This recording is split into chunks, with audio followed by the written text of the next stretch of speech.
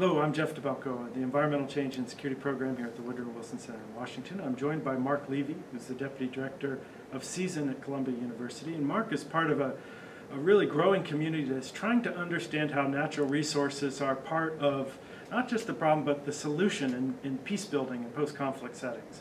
And so, Marc, I'd like to ask you about some work that you and both students, but also colleagues at the UN Environment Program are doing in Haiti. You've made a number of trips there. Can you talk about how some of your assessments around natural resources are part of trying to build, I guess, a stronger foundation in addressing political, social, and economic instability in that country? Sure. As you know, there's been a peacekeeping mission in Haiti for a number of years in response to the instability several years ago. And that's been relatively effective at keeping the peace, getting rid of some of the gang violence and maintaining a secure environment in which elections can take place. The country was hit very hard by a series of hurricanes last year, devastating damage in many parts of the country.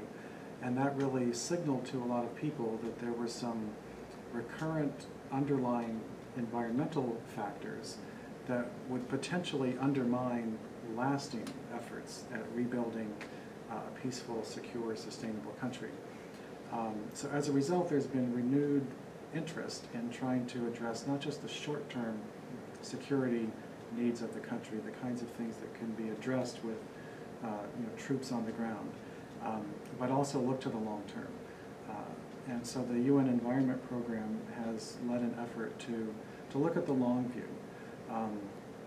And we at Columbia have been part of this project to look at how you would design a set of linked interventions that would reverse this long-term pattern of ecological destruction so that you could restore the country's ecosystems to a level at which they would start reversing the trend of increasing flood risk, at which they would restore soil fertility, reverse patterns of soil erosion, so that collectively they would support a growing pattern of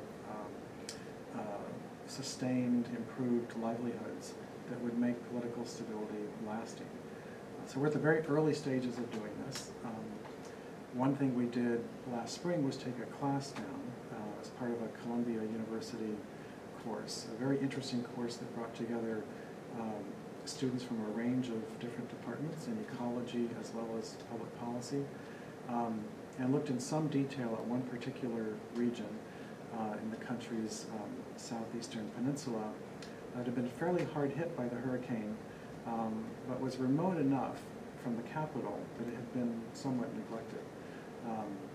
So we documented the damage, tried to quantify the impacts on people, almost a year after the hurricanes, and then fed this report into the international assessment process underway to try to, correct some of the imbalance that's been present since then.